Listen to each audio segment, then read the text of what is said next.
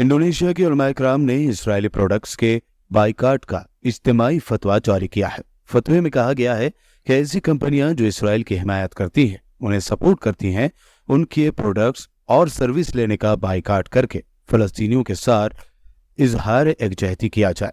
Indonesia के उलमा इकराम के इस मुश्तरका प्लेटफॉर्म का नाम MUI रखा गया है, जिसकी तरफ से फतवे में मुस्लिम ममालिक में मुसलमानों से कहा गया है कि वो फलस्तीनियों की हिमायत करें और इसराइली जारहियत के खिलाफ जद्दोजहद की जाए। फतवे में इसराइल की हिमायत और उसके हामियों की मदद करने को इस्लामी कानून की खिलाफ वर्जी और हराम करार दिया गया है। सियोनी काबिज अफवाद ने गजा की पट्टी में कत्लेआम और नस्ल खुशी की जंग आज 35वें दिन भी जारी कर रखी है। इस दरमियान महलूकीन की तादाद बढ़कर 11,000 से ज्यादा हो गई है, जिनमें अक्सरियत बच्चों की है। दुश्मन इसराइली फौज ने सैकड़ों मकामात पर बमबारी की और रिहायशी मकामात पर शहरियों के घरों पर बम गिराए। मकामी मीडिया ने इतला दी है कि आधी रात से लेकर आज सुबह तक काबिज फौजी तैयारों ने गजा की पट्टी के मुख्तलिफ इलाकों पर मजीद बम बरसाए। बमबारी में शहरियों के मकानात तबाह हो गए, मसाजिदें शहीद हो गईं। इसके अलावा काबिज फौज ने अस्पतालों पर बमबारी का सिलसिला दोहराया, तोपों से गोलाबारी की, सफेद गोले फेंके, फास्फोरस बम भी बरसाए। इसराइली वज़ीर आज़म नेतन्याहू ने कहा है कि गजा की पट्टी में जंगबंदी का मतलब हमास के सामने हथियार डालना है। उन्होंने मजीद कहा कि फलस्तीन गजा की पट्टी में ज़ेर हिरासत कैदियों की रिहाई के बगैर कोई जंगबंदी नहीं होगी। अमेरिकी फॉक्स न्यूज़ नेटवर्क के मुताबिक नेतन्याहू ने 4 घंटे की जंगबंदी से साफ इनकार करते हुए कहा कि गजा पर इसराइल के हमले बिना रोक टोक और मुसलसल जारी रहेंगे।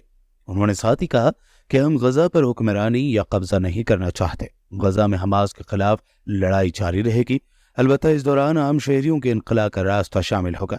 नेतन्याहू के मुताबिक हमने जंग के लिए बगैर टाइम टेबल के टारगेट्स मुकर्रर किए हैं, क्योंकि इसमें ज्यादा वक्त लग सकता है। हमास की जानिब से होस्टेजेस बनाए गए इसराइली शहरियों का इसराइली वज़ीर आज़म नेतन्याहू के खिलाफ बयान का सिलसिला जारी हुआ है। एक मुअम्मर इसराइली खातून और बच्चे जिसका हमास ने अगवा किया हुआ है, उनका एक वीडियो पैगाम वायरल हुआ है, जिसमें उन्होंने अपने प्राइम मिनिस्टर नेतन्याहू से गजा पर बमबारी बंद करने का मुतालबा किया है।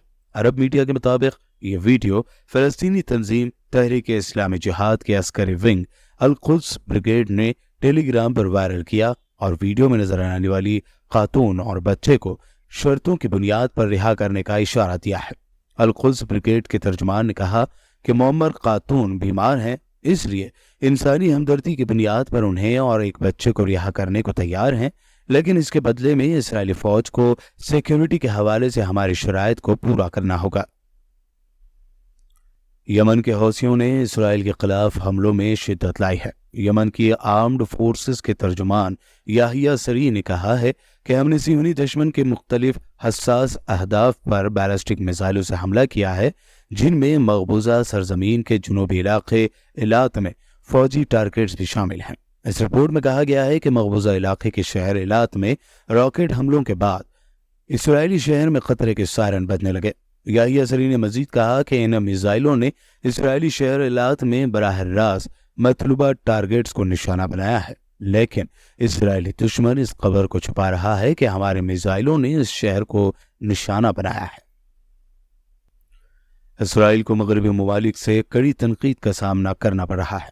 तफसीलात के मुताबिक यूरोपीय मुल्क बेल्जियम की वजीर बराए तरक्कियात ताउन कैरोलिन जेन्स ने कहा है कि उनका मुल्क फलस्तीन को रियासत तस्लीम करने पर गौर कर रहा है। यूरोपियन यूनियन और नेटो हेडक्वार्टर के हामिल अहम मुल्क बेल्जियम के वजीर बराए तरक्कियाती ताउन कैरोलिन जेन्स ने कहा कि हमारी हुकूमत फलस्तीन को रियासत तस्लीम करने पर गौर कर रही है। बेल्जियम मिनिस्टर का यह भी कहना था कि फलस्तीन में पायदार और तवील मुद्दती अमन हासिल करना जरूरी है। गजा जंग के हवाले से पुर्तगाली फुटबॉल खिलाड़ी क्रिस्टियानो रोनाल्डो की एक तस्वीर ने हंगामा बर्पा कर दिया है। सोशल मीडिया पर वायरल होने वाली इस तस्वीर ने रोनाल्डो को फलस्तीनी परचम उठाए हुए दिखाया गया है। इसे फेसबुक और एक्स प्लेटफॉर्म पर हजारों शेयर्स और कमेंट्स मिले हैं। लोगों की बड़ी तादाद ने इस लीजेंड फुटबॉल स्टार खिलाड़ी की जबरदस्त तारीफ की है। تاہم یہ دعویٰ غلط ہے کیونکہ یہ تصویر فیک تھی۔ یہ تصویر در حقیقت مراکش کے کھلاڑی جواد لیا میق کی ہے۔ سرچ انجن کے ذریعے کی جانے والی تلاش سے 1 دسمبر 2022 کو گیٹی امیجز کی ویب سائٹ پر شائع ہونے والی اس تصویر کا اصل ورژن بھی سامنے آ گیا ہے۔ کینیڈا میں یہودیوں کے 2 اسکولوں پر رات گئے فائرنگ کا واقعہ پیش آیا ہے۔ غیر ملکی ذرائع ابلاغ کا اس حوالے سے کہنا ہے کہ کینیڈا کے شہر مونٹریل میں 2 اسکولوں پر فائرنگ کی گئی۔ انتظامیہ کو واقعے کا علم صبح کے وقت ہوا جب انہوں نے اسکول کے دروازے پر گولیوں کے نشانات دیکھے۔ رپورٹس میں بتایا گیا ہے کہ اسی ہفتے ہی شہر میں قائم ایک عبادت گاہ کو بھی آگ لگائی گئی تھی، جبکہ کنکورڈیا یونیورسٹی میں فلسطینیوں اور اسرائیل کے حامی طلبہ گروپوں کے درمیان جھڑپوں کے بھی اطلاعات سامنے آ رہی ہے۔ Canadian prime minister Justin Trudeau کا اس حوالے سے کہنا تھا کہ مجھے علم ہے کہ اس وقت جذبات بھڑکے ہوئے ہیں اور لوگ خوفزدہ ہیں، لیکن ایک دوسرے پر حملے کرنے والوں کا کینیڈا سے کوئی تعلق نہیں۔ کینیڈین پولیس نے اس واقعے کی تحقیقات کا آغاز کر دیا ہے۔ سیریا میں ایران نواز گروپوں نے امریکہ کے خلاف جوابی کارروائی کی ہے۔ عراق میں 3 امریکی ڈرون اور سیریا میں ایک امریکی اڈے پر ڈرون سے حملہ کیا گیا ہے۔ سیریا کے وقت عراق کے صوبے اربیل میں حریر فوجی اڈے پر ڈرون سے حملہ کیا گیا۔ حملے کے دوران بیس پر موجود فیول ٹینک میں آگ بھڑک اٹھی۔ ایرانی ذرائع ابلاغ یعنی ایرانی میڈیا کے مطابق اسی دوران صوبہ الانبار میں عین الاسد کے اڈے کو جو عراقی فوجیوں کے ساتھ مشترکہ طور پر استعمال کیا جاتا تھا اس کو بھی ڈرون سے نشانہ بنایا گیا ہے۔ سعودی عرب کے سول ڈیفنس ڈپارٹمنٹ نے شہریوں اور وہاں موجود غیر ملکیوں کو خبردار کیا ہے کہ وہ بارشوں اور سیلاب کے دوران وادیوں کو پار نہ کریں اور الرٹ رہیں۔ رپورٹ کے مطابق سیلابی ریلے کے وقت وادی کو پار کرنا اپنی جان کو خطرے میں ڈالنے برابر ہے۔ سول ڈیفنس کے ترجمان کرنل محمد الحمادی کا اس حوالے سے مزید کہنا تھا کہ ملک کی کئی وادیوں میں پانی جمع ہو گیا ہے، جبکہ شدید بارشوں کے باعث کئی شہروں میں سیلابی ریلیں موجود ہیں۔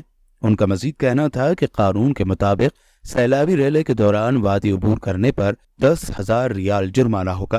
سیلابی ریلے کے دوران وادی کو پار کرنے کے خطرے کے بارے میں آگاہ کرنا ہمارے فرائض میں شامل ہے۔